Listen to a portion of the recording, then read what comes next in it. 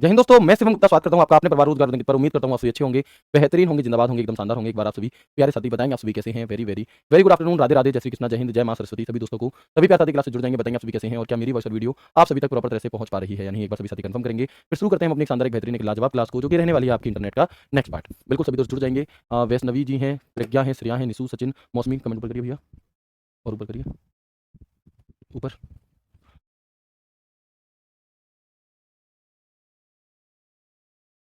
बिल्कुल सुनंदा, शिवानी, पूनम, कमलेश, इंद्रदेव, निशी, खुशबू, अमित पाल, दीपक कर दो नीचे, प्रियांशु, स्वार्थी है ना, बहुत बढ़िया, खुशबू। स्वाति होना चाहिए ना, मैंने स्वार्थी तो आदमी हम ऐसा कहते हैं ना कि बड़ा स्वार्थी आदमी निकला यार। तो स्वार्थी भी नाम है क्या किसी का? जतिन, नीरज, विशाल है ना, Reena, Ajay, Neha, Reena, Shyam, Shreya, Pratiksha, Khushboo. Very very very good afternoon, Radhe Radhe, जय श्री कृष्णा, जय हिंद, जय मां सरस्वती। सभी दोस्तों को शुरू करते हैं क्लास इंटरनेट का पार्ट 3। जो भी चीज़ हमने कल की क्लास में पढ़ी थी, यहाँ पर ट्रांसमिशन मीडिया का क्लासिफिकेशन हम कल की क्लास में पढ़ रहे थे, और उस ट्रांसमिशन मीडिया के क्लासिफिकेशन के अंदर हमने दो भागों में से बांटा था, एक गाइडेड मीडिया और एक अनगाइडेड मीडिया, है ना। तो जो गाइडेड मीडिया था हमारा, उसमें तो हमने वायर्ड के बारे में पढ़ा था, वायर्ड टेक्नोलॉजी, और जो अनगाइडेड था उसे हमने वायरलेस के माध्यम से पढ़ा था। किस माध्यम से? वायरलेस के माध्यम से, ठीक है। तो अब हम वायरलेस की बात करते हैं, क्योंकि जो कल 3 केबल थी हमारी, कौन कौन सी? बिल्कुल, नहीं ये अलग है, वो अलग थी, ठीक है। तो हम देखेंगे यहाँ पर कि जो हमारी 3 केबल थी, एक तो ट्विस्टेड पेयर केबल, ठीक है, एक थी हमारी कौन सी, एक थी हमारी आपकी कोएक्सियल केबल जो टीवी में यूज हो रही थी, और एक थी हमारी कौन सी वाली, जो ऑप्टिकल फाइबर केबल जो तेज नेट चलाने के लिए थी। मेरी तबीयत आराम है, अब बढ़िया आराम है ना। चलो, आगे बढ़ते हैं और देखते हैं, बिल्कुल आगे बढ़ते हैं और देखते हैं यहाँ पर हम इंटरनेट का पार्ट 3 और वायरलेस टेक्नोलॉजी। तो वायरलेस टेक्नोलॉजी को हम किस नाम से भी जानते हैं? वायरलेस टेक्नोलॉजी को हम अनगाइडेड मीडिया के नाम से भी जानते हैं। ये बात मैंने आपको बता दी थी। तो वायरलेस कम्युनिकेशन एक ऐसा कम्युनिकेशन होता है जिसमें डेटा को दो या दो से अधिक डिवाइस के बीच बिना तार के ट्रांसफर किया जाता है। कैसे? जिसमें डेटा का ट्रांसफर दो या दो से अधिक के बीच बिना तार के किया जाता है, अर्थात इसमें किसी भी प्रकार के वायर की आवश्यकता नहीं पड़ती, और इस टेक्नोलॉजी को हम अनगाइडेड मीडिया भी कहते हैं। तो ये बात लिखने की नीड नहीं है, क्योंकि ये बात आप लोग पहले ही जान चुके हो, समझ चुके हो। वायरलेस है तो वायर की जरूरत नहीं पड़ेगी, और इसे अनगाइडेड मीडिया कह देते हैं, ठीक है। इसके बाद हम बात करते हैं रेडियो वेव की। किसकी? इसके बाद हम बात करते हैं यहाँ पर रेडियो वेव की, जो हमारी किसके अंदर आती है? जो हमारी वायरलेस टेक्नोलॉजी के अंदर आती है। तो याद रखना है कि जो रेडियो वेव्स होती है ना, ये सर्वदिशात्मक होती हैं। अब सर्वदिशात्मक का मतलब क्या होता है भैया, है ना? अब जो सर्वदिशात्मक होता है, इसका मतलब क्या है? इसका मतलब होता है कि रेडियो वेव्स सभी दिशाओं से आती हैं, है ना, सभी दिशाओं से। ऐसा नहीं है कि कोई व्यक्ति खड़ा मेरे पीछे और मैं इधर मुंह करके बात कर रहा हूं तो मेरी बात नहीं हो पाएगी, हो सकती है, कोई दिक्कत नहीं है इसमें। तो ये सर्वदिशात्मक होती है, ठीक है। तथा लंबी दूरी के संचार के लिए प्रयोग की जाती है, लॉन्ग डिस्टेंस के लिए। दीज रेडियो वेव्स आर, है ना, omni directional and can be used for long distance communication. इसके बाद हम आगे बढ़ते हैं और देखते हैं कि रेडियो तरंग में किसी भी भौतिक वस्तु को छेदने करने की क्षमता होती है। इस लाइन का क्या मतलब है? इस लाइन का मतलब होता है, तो इस लाइन का हमारा जो मतलब होता है वो ये होता है कि जो हमारी यहाँ पर रेडियो वेव्स है ना, जो हमारी रेडियो वेव्स हैं भौतिक वस्तु को छेदने, यानी कि जो फोन कॉल पर हम बात करते हैं, ठीक है। तो फोन कॉल पर हम जब बात कर रहे होते हैं, तो मैं यहाँ पर हूँ, मान लो ग्राउंड फ्लोर पर, बेसमेंट में, और कोई व्यक्ति 5वीं मंजिल पर है, वो उसने वहां से फोन लगाया, तो भाई उसके बीच में कितनी सारी चीजें पड़ी होंगी, लेकिन उससे तो कोई फर्क पड़ा ही नहीं रेडियो वेव्स पर, ठीक है। ऐसे ही तुम आप बैठे हो अपने घर में, मैं बैठा हूँ यहाँ पर नोएडा में, तो आपके यहाँ से यहाँ पर फोन पर बात हो रही है, कितनी सारी बीच में चीजें पड़ी होंगी, है ना, लेकिन वो सबको क्या है, आर पार कर जाएगी, कोई दिक्कत नहीं है। तो ये रेडियो वेव है, कौन सी है? ये हमारी रेडियो वेव है, ठीक है ना। तो हम देखेंगे इसका उदाहरण क्या है। तो एफएम रेडियो हो गया, मोबाइल सिग्नल हो गया, ये हमारे रेडियो वेव के उदाहरण होते हैं। किसके? ये हमारे रेडियो वेव के उदाहरण होते हैं, ठीक है। इसके बाद हमारी एक अगली वेव होती है जिसका नाम होता है इंफ्रारेड वेव। कौन सी? Infrared wave. तो इंफ्रारेड वेव क्या काम करती है? इंफ्रारेड वेव जो होती है हमारी, ये संचार यूनिडायरेक्शन होता है। इसमें जो कम्युनिकेशन होता है वो कैसा होता है? ट्रांसमिशन होता है जो डेटा का, वो यूनिडायरेक्शन होता है। मतलब, तो हम देखेंगे यूनिडायरेक्शन का मतलब होता है कि जैसे आप लोगों ने देखा होगा कि टीवी रखी है सामने, है ना, जो टीवी है आपकी वो सामने रखी है, और आप टीवी के रिमोट को पीछे की तरफ ऐसे करके बटन चेंज कर रहे हो, आवाज चेंज कर रहे हो, आवाज घटा या बढ़ा रहे हो, ठीक है। तो आप घटा या बढ़ा रहे हो उस आवाज को, तो क्या हो जाएगा हमारा? तो हम कहेंगे कि तो क्या आवाज घटिया बढ़ जाएगी? यस और नो ये बता दो पहले तो, है ना, बताएंगे। बहुत बढ़िया, बहुत होशियार। एक भाई कह रहे हैं कि लाओ सर जी नंबर दो अपना, अभी करके देखते हैं काम कर रही है या नहीं कर रही। ये तरीका बढ़िया है ना, ये नंबर मांगने का तरीका थोड़ा कैजुअल था। आगे बढ़ते हैं और देखते हैं कि भैया अब क्या होगा, आवाज नहीं बढ़ेगी ना ही घटेगी, क्योंकि जिधर टीवी है उधर ही तुम्हें चेंज करनी रहेगी, ठीक है। तो ये इंफ्रारेड वेव है। कौन सी? इंफ्रारेड। कि यह दीवार या किसी भी फिजिकल अवरोध को पार नहीं कर सकती, ना ही ज्यादा दूर तक यात्रा कर सकती, ठीक है। यानी कि टीवी किसी दूसरे रूम में रखी है, तुम इस रूम में बैठ करके बदल रहे हो, एसी किसी दूसरे रूम में लगी है, तुम इस वाले रूम में बदल के बैठ करके बटन दबा रहे हो, तो क्या काम कर जाएगा? नहीं करेगा। तो जो एसी के रिमोट में, जो टीवी के रिमोट में हमारी वेव होती है, वो किरणें होती है, कौन सी? इंफ्रारेड वेव होती है। कौन सी? वो इंफ्रारेड तरंगें हमारी होती है, ठीक है। तो automatic door, TV remote, AC का रिमोट, वायरलेस स्पीकर, आप लोगों ने देखा होगा कई बार। जैसे मेरे यहाँ पर क्या है कि एक रूम है जो सिर्फ मंदिर है ना, एक रूम है पूरा, उसमें सिर्फ मंदिर है, मंदिर है। तो उसमें भैया गाने भजन बजाने के लिए क्या है, वूफर रखा हुआ है। तो अब जहाँ पे मंदिर है उसके ठीक सामने भैया सोफा डला हुआ है, जो भी एक और दूसरा रूम हॉल टाइप का है। अब हम वहां पर बैठ करके अपना नाश्ता कर रहे हैं और गाने सुन रहे हैं, भजन सुन रहे हैं भगवान जी के, ठीक है। बट था क्या कि वो ठीक सामने था मंदिर। अब अगर इस बीच में कोई आदमी आकर के खड़ा हो जाए उस डिब्बे के पास, तो क्या मैं कुछ भी चेंज करूंगा? चेंज होगा? चेंज तो छोड़ो, जो गाना बज रहा था ना वो भी रुक रुक करके बजने लगता है। वो भी क्या होता है? रुक रुक करके बजता है। एक बार आपने देखा होगा जैसे आप टीवी देख रहे थे और कोई आदमी बीच में आकर के खड़ा हो गया और आप आवाज बढ़ा रहे हो, बढ़ी नहीं रही, चैनल चेंज करो, हटके हो ही नहीं रहा, तुम क्या कहोगे? ए प्रभु हट जाओ ना, यहाँ के बैठ जाओ ना, कर लो कुछ चेंज वगैरह, ठीक है। तो क्यों कह रहे हो ऐसा? क्योंकि वो फिजिकल वस्तु अवरोध को क्या नहीं कर सकती? पार नहीं कर सकती, ठीक है जी। क्लियर है? यहाँ तक बताएंगे एक बार मुझे। तो ये क्या हो जाएगा? ये हमारे इसका यूज हो जाएगा, आप देख सकते हैं ये जो है, तो ये हमारी क्या है, इसमें हमारी इंफ्रारेड वेव्स होती हैं। इसके बाद हम आते हैं अगला माइक्रोवेव ट्रांसमिशन क्या है जी, अगला है हमारा यहाँ पर माइक्रोवेव ट्रांसमिशन। तो इसका प्रयोग उपग्रह रिमोट संवेदन यानी कि रिमोट सेंसिंग, दिशा ज्ञान, नेविगेशन आदि में किया जाता है। किसमें किया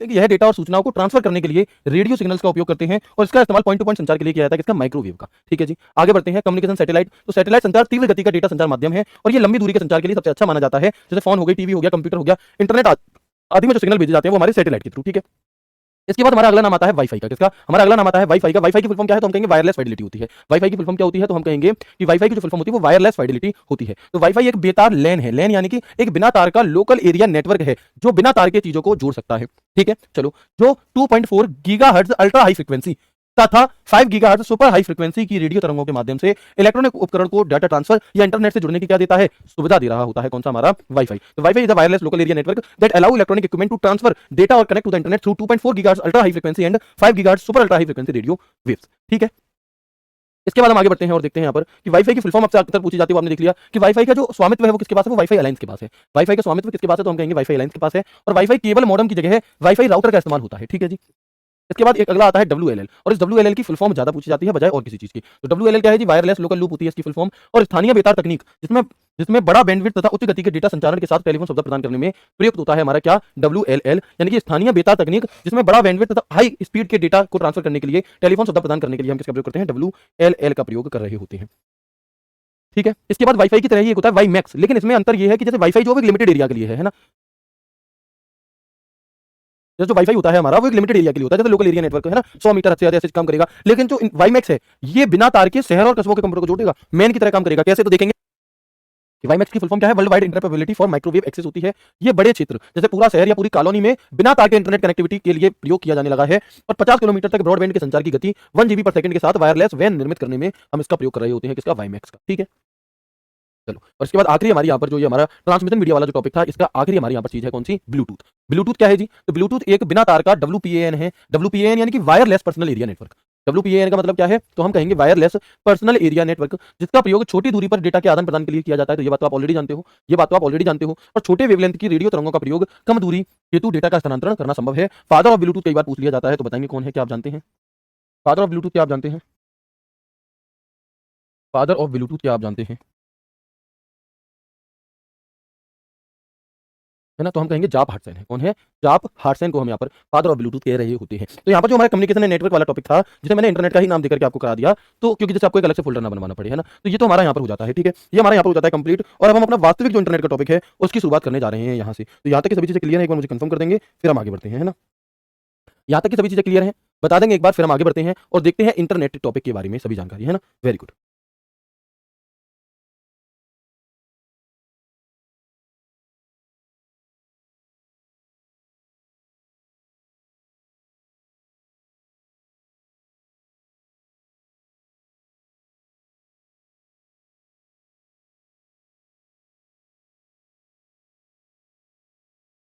बिल्कुल, अब हम यहाँ पर आ जाते हैं, हेडिंग डाल लेंगे इंटरनेट। अगर पहले भी डाली थी तो इससे कोई ऐसी दिक्कत है नहीं, बट अब हम यहाँ पर जानेंगे इंटरनेट। ठीक है, तो सबसे पहले हम यहाँ पर देखते हैं कि फादर ऑफ इंटरनेट किसे कहा जाता है ना। फादर ऑफ इंटरनेट जो है वो किसे कहा जाता है? तो आप देखेंगे जो भी चीज़ हमने पढ़ी है ना, बिल्कुल, जो भी चीज़ें हमने पढ़ी हैं उन्हें हम जो भी अभी इससे पहले आपने जो चीज़ें पढ़ी वो इंपॉर्टेंट थी बट बहुत इंपॉर्टेंट नहीं थी। लेकिन यहाँ पर हम देखेंगे, है ना, यहाँ पर हम देखेंगे इंटरनेट की फुल फॉर्म क्या होती है? तो हम कहेंगे इंटरकनेक्टेड नेटवर्क होती है। सबसे पहले इंटरनेट की फुल फॉर्म क्या होती है? तो हम कहेंगे इंटरकनेक्टेड नेटवर्क होती है। और फादर ऑफ इंटरनेट किसे कहा जाता है? तो आप कहिएगा कि father of internet Vinton Gray Cerf और रॉबर्ट ई कहान को कहा जाता है। तो विंटन ग्रे सर्फ कौन से हैं और इनमें से रॉबर्ट ई कहान कौन से हैं? तो जो विंट सर्फ हैं वो ये हैं और रॉबर्ट जी ये हैं आपके। ठीक है, तो इन फोटो से भी याद रख सकते हो, नहीं नॉर्मली बात है कि फादर ऑफ इंटरनेट किसे कहा जाता है? तो विंट सर्फ एंड रॉबर्ट ई कहान को कहा जाता है। ठीक है, वेरी गुड। यहाँ तक बात क्लियर हो गई? एक बार बताएंगे। चलो, देखो कुछ बच्चे क्या होते हैं कि कुछ बच्चे डाउट पूछते हैं लेकिन उन्हें क्या है, उन्हें टैग करना नहीं आता टेलीग्राम में। तो भैया मैं टैग करने का तरीका बता दूं आपको। टेलीग्राम डाउट ग्रुप ओपन करना है अपना और उसमें आपका जो भी डाउट है उसे लिखना है, या डाउट करना है, तारीफ लिखनी, जो भी तुम लिखना चाहो लिख सकते हो। ठीक है, तो वहां पर आपको @, करके ऐसे जब आप लिखोगे SHIVAMGUPTA अंडरस्कोर लगाना है, तो आप देखोगे कि तभी मेरा नाम और फोटो आ जाएगा ऊपर और ये मेरी आईडी है। ठीक है, इस पर आप मुझे टैग कर सकते हैं। तो जब आप टैग करेंगे किसी भी चीज को, जब आप मुझे टैग करेंगे तो ही मुझे उस मैसेज के बारे में पता चल पाएगा कि आपने टेलीग्राम डाउट ग्रुप में मुझसे कोई मैसेज पूछा है, नहीं तो मैं नहीं देख पाऊंगा। क्योंकि 500 मैसेज होते हैं तो मैं 500 मैसेज चेक नहीं करता, मैं उन मैसेजेस को चेक करता हूं जिनमें मैं टैग हूं। जैसे अगर 15 टैग थे तो मैं 15 टैग को चेक करूंगा, ना कि वो पूरे 500 के 500 मैसेज। ठीक है, तो ये हमारी टेलीग्राम आईडी है। ठीक है जी, यही इंस्टा आईडी है और इसी पर आप मुझे क्या कर सकते हैं, टैग करके पूछ सकते हैं। आगे बढ़े अब हम यहाँ पे। अब हम बात करते हैं कि इंटरनेट विश्व भर के आपस में जुड़े कंप्यूटर का क्या होता है, एक उपसमूह होता है। एक समूह होता है, क्या होता है? तो हम कहेंगे यहाँ पर बिल्कुल, तो हम कहेंगे कि जो इंटरनेट है वो पूरी दुनिया में जितने भी कंप्यूटर जुड़े हैं, उनका एक ग्रुप होता है। क्या होता है? उनका एक ग्रुप होता है हमारा इंटरनेट, ठीक है? इंटरनेट अपने आप में किसका उदाहरण है? तो जो नेटवर्क थे ना आपके लैन, मैन और वैन, तो उनमें से जो इंटरनेट है वो वैन का उदाहरण है। किसका? उनमें से जो हमारा इंटरनेट है वो वैन का उदाहरण होता है, यानी कि वाइड एरिया नेटवर्क का उदाहरण होता है। और नेटवर्कों का नेटवर्क किसे कहा जाता है? तो नेटवर्कों का नेटवर्क इंटरनेट को ही कहा जाता है। किसे? जो नेटवर्कों का नेटवर्क होता है वो किसे कहा जाता है? बिल्कुल। तो यहाँ पर हम कहेंगे कि नेटवर्कों का नेटवर्क इंटरनेट कहलाता है, ठीक है? और अगर आपसे पूछे सबसे बड़ा नेटवर्क कौन सा है, तो वो भी इंटरनेट है। इंटरनेट पूरी दुनिया में कंप्यूटरों का एक भौतिक नेटवर्क है, एक फिजिकल नेटवर्क एक तरीके से होता है, ठीक है? तो ये सीधे-सीधे वन लाइनर है, इन्हें समझने में कोई भी दिक्कत नहीं होनी चाहिए। क्या कोई दिक्कत है? अगर नहीं है तो यस करके बता दो। यस करके बता दो सभी दोस्त, तो मैं इससे फिर और आगे बढ़ जाऊँ, है ना? ये सीधे-सीधे वन लाइनर हैं आपके।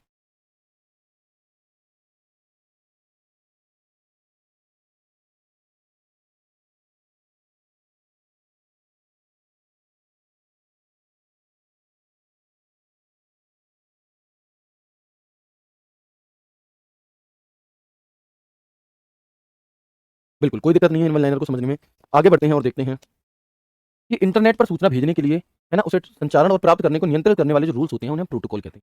मैं आपको पहले ईमेल वाले टॉपिक में भी बता चुका हूँ कि प्रोटोकॉल क्या होता है, सेट ऑफ रूल्स को हम प्रोटोकॉल कहते हैं। सेट ऑफ रूल्स यानी कि जैसे आप लोगों ने देखा होगा कि कहीं पे कोई आ रहा है तो हम कहते हैं कि प्रोटोकॉल्स का ध्यान रखना, प्रोटोकॉल्स नहीं टूटने चाहिए, यानी कि नियम नहीं टूटने चाहिए। तो यहाँ पर भी हमारा क्या है कि इंटरनेट पर सूचना भेजने के लिए जो भी चीज़ें होती हैं वो सब एक नियम के तहत होती हैं, जिसे हम प्रोटोकॉल कहते हैं। ठीक है जी? तो इंटरनेट के लिए जो प्रोटोकॉल यूज़ होती है वो टीसीपी आईपी होती है। कौन सी? इंटरनेट से संबंधित जो प्रोटोकॉल है वो हमारी कौन सी है? वो टीसीपी आईपी प्रोटोकॉल होती है। और टीसीपी की फुल फॉर्म यहाँ पर होती है ट्रांसमिशन कंट्रोल प्रोटोकॉल, और आईपी की फुल फॉर्म यहाँ पर हमारी होती है इंटरनेट प्रोटोकॉल।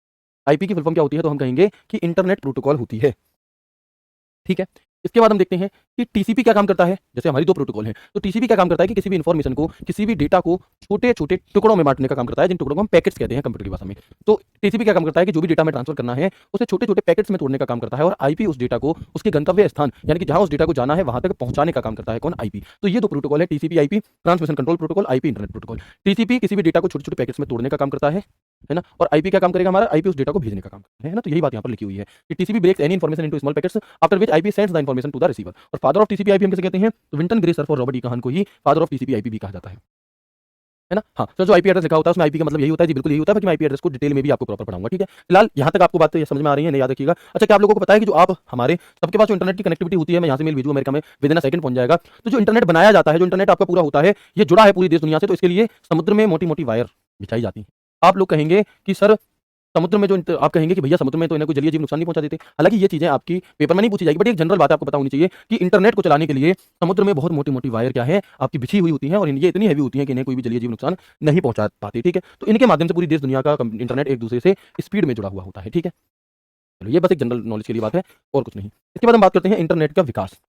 क्या है? इंटरनेट की जो शुरुआत है उसकी बात हम यहाँ पर करते हैं, है ना? तो हम जब बात करते हैं इंटरनेट के विकास की, तो जब इंटरनेट नहीं था तब क्या था? जब इंटरनेट नहीं था तो उस समय पर आपका हुआ करता था क्या? अर्पानेट। मतलब इंटरनेट नहीं था तो उससे पहले अर्पानेट, सबसे पहले अर्पानेट ही बना था, जिसकी फुल फॉर्म होती है advance research project agency network. ARPANET की फुल फॉर्म क्या होती है हमारी? तो हम कहेंगे advanced research project agency network होती है अर्पानेट की फुल फॉर्म। और ये कब बना था? तो 1969 में। कब?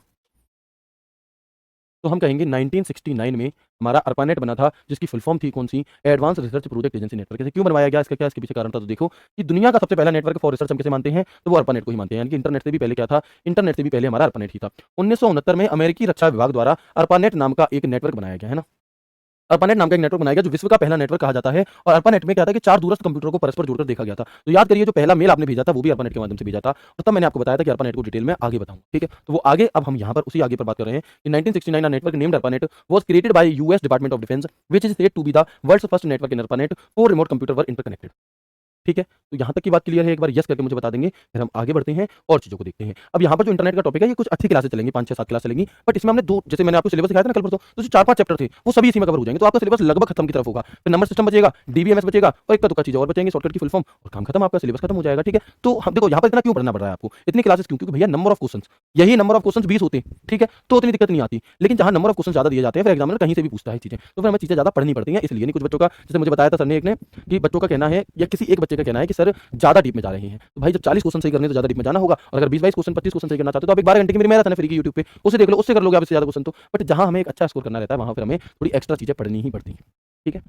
जैसे आप लोगों ने देखा होगा, बहुत बढ़िया, है ना? सर आपको बहुत घमंड हो गया है, टेलीग्राम पर रिप्लाई कभी नहीं दिए हैं, बहुत बढ़िया, थैंक यू भाई। बट उन बच्चों को पता है जिनका रिप्लाई मैंने दिया है कि ऐसा कुछ भी नहीं है, है ना? घमंड किस बात का करूँ मैं, ये बताओ तुम? जन्म मुझे दूसरे ने दिया, ठीक है? पाला मुझे दूसरे ने, मतलब मम्मी पापा ने, जन्म मुझे मम्मी पापा ने दिया, शिक्षा मुझे मम्मी पापा ने दी, उसके बाद में तनख्वाह मुझे कोई दूसरा दे रहा है, तो मेरा है क्या? मैं घमंड किस चीज़ का करूँ? सास से मुझे कोई ऊपर वाला दूसरा दे रहा है, तो जो लोग घमंड करते हैं वो किस बात का घमंड करें बताओ? हैं? घमंड करने के लिए कुछ होना भी तो चाहिए। सैलरी तक हमें दूसरा दे रहा है, सांसें दूसरे की हैं भाई, 1 मिनट में उनका मन पलटा, उन्होंने सांसें रोक ली तो काम खत्म हो जाएगा। तो ऐसा नहीं है, बट ये है कि आपने मुझे टैग ही नहीं करा, तो भाई मैं कैसे रिप्लाई कर दूँ बताओ आपको? मुझे पता ही नहीं है। अब यहाँ से 200 किलोमीटर दूर, 2000 किलोमीटर दूर कोई मुझे याद करके तड़प रहा हो, तो उसमें मेरी क्या गलती? मुझे तो पता ही नहीं है, एटलीस्ट मुझे बताओ तो सही। तो उसी तरह से भाई जब तक आपका मैसेज मुझ तक पहुँचेगा नहीं, मैं देख नहीं पाऊँगा, तो मैं रिप्लाई फिर कैसे ही कर दूँगा बताओ आप? है ना? तो इसमें मेरी फिर गलती नहीं है, थोड़ा-सा प्लीज़ आप, हैं? बिल्कुल, इसलिए थोड़ा-सा सोच समझ करके कहा करें कि किससे आप क्या कह रहे हैं, है ना? मैं मैक्सिमम बच्चों का रिप्लाई करता हूँ, बट जहाँ पर आपका रिप्लाई आपने मुझे टैग ज़रूर करा, बट वो सवाल मेरा नहीं था, वो किसी दूसरे टीचर का था। तो फिर मैं वहाँ पर क्या नहीं कर सकता, मैं वहाँ पर फिर रिप्लाई आपको नहीं कर पाऊँगा। मुझसे रिलेटेड होगा, मैं देखूँगा तो मैं ज़रूर रिप्लाई करूँगा, है ना? और जिन बच्चों को मिला है उन्हें पता भी होगा, ठीक है? बाकी कोई दिक्कत नहीं है, आगे बढ़ते हैं और देखते हैं सभी चीज़ों को, ठीक है? आगे क्या है जी हमारा, तो हम यहाँ पर बात करते हैं WWW की, किसकी? है ना? अच्छा देखो, एक भाई कह रहा है कि सर दिल भी दूसरे का है, बात तो सही है, दिल भी दूसरे का, जान भी दूसरे की है ना? चलो, आगे बढ़ते हैं, आगे बढ़ते हैं और देखते हैं WWW। तो भैया WWW की फुल फॉर्म क्या होती है? वर्ल्ड वाइड वेब होती है, क्या है ना? तो हम यहाँ पर क्या देखेंगे, WWW की जो फुल फॉर्म होती है वो वर्ल्ड वाइड वेब होती है, और इसी WWW को हम वर्ल्ड वाइड वेब की जगह पर W3 के नाम से या 3W के नाम से भी जानते हैं। किस नाम से? W3 या 3W के नाम से भी जानते हैं, और इसी को हम क्या कहते हैं? वर्ल्ड वाइड वेब कह रहे होते हैं, ठीक है? चलिए, है ना? वर्ल्ड वाइड वेब हम इसे कह रहे होते हैं। ओके, WWW का जो पुराना या शुरुआती नाम होता है वो क्या होता है? वो एनएफएस नेट होता है। वो क्या होता है? वो एनएफएस नेट होता है हमारा, और एनएफएस नेट की फुल फॉर्म क्या है? तो नेशनल साइंस फाउंडेशन नेटवर्क। ये सवाल कई बार पूछा जाता है कि WWW की फुल फॉर्म क्या है, या WWW की शुरुआत कब हुई थी, है ना? तो वो हमारा 1989 में हुई थी। आगे जानेंगे इसके बारे में भी। तो ये इंपॉर्टेंट लाइन है, टिक करेंगे इसे। और जो बच्चे नोट्स बनाती हैं वो भी इस बात को लिखेंगे यहाँ पर। जहाँ पर मैं इंपॉर्टेंट लिखा करूँ, तो जो नोट्स बनते हैं उसमें आप भी इंपॉर्टेंट लिख दिया करें, है ना? चलिए, है ना? तो हम यहाँ पर देखेंगे कि 1989 में टिम बर्नर्स-ली ने WWW और HTML का विकास किया। किसका? WWW और HTML का विकास किया। यहाँ पर WWW वर्ल्ड वाइड वेब है, और यहाँ पर जो HTML है हमारा, वो क्या है? वो हाइपर टेक्स्ट मार्कअप लैंग्वेज है। इस HTML की फुल फॉर्म क्या है? तो हम कहेंगे कि हाइपर टेक्स्ट मार्कअप लैंग्वेज होती है। ये हाइपर टेक्स्ट मार्कअप लैंग्वेज यहाँ पर होती है, फुल फॉर्म किसकी? HTML की, बिल्कुल। तो ये HTML और ये दोनों ही चीज़ें क्या होती हैं हमारी?